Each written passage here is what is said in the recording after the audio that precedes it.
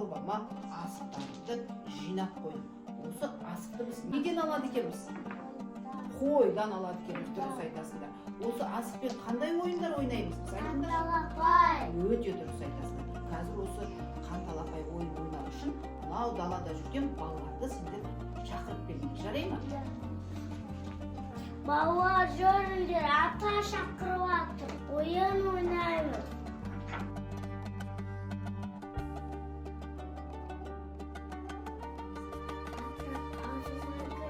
Алейкум ассалам, өркені болсын. Отыра қойдан екен.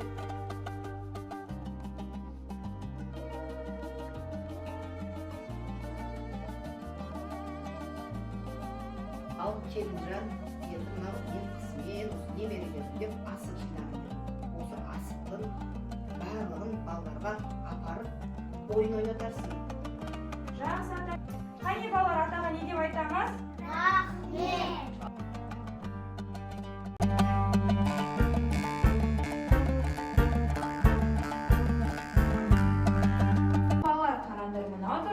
Ата берген асығымыз бар екен. Осымен біз қазақтың ұлттық ойыны қандай ойын ойнаймыз? Қанталапай. Дұрыс айтасыңдар. Ал балалар, ережесімен таныстырайын.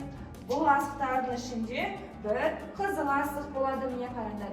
Осы қызыл асық қан асығы деп аталады. Кімге түссе, сол ойынды бірінші бастайды. Ал енді балалар, мен қазір асықтарды шашамын. Сендер өздерің бөліп алыңдар. Талапай, талапай, басталды ойын. талапай. Ал бөліп ала қойыңдар. Қызыл асық кімге түссе, мұсылмен ойынды бірінші бастайды.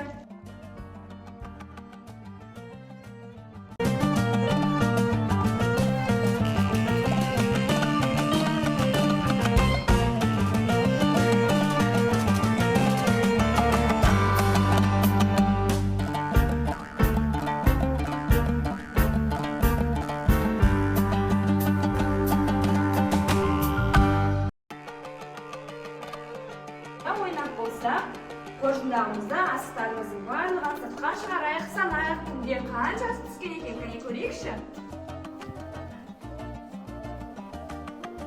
Қаннан бастайды, қаншамен қаншасы қаншасы, жарайсың.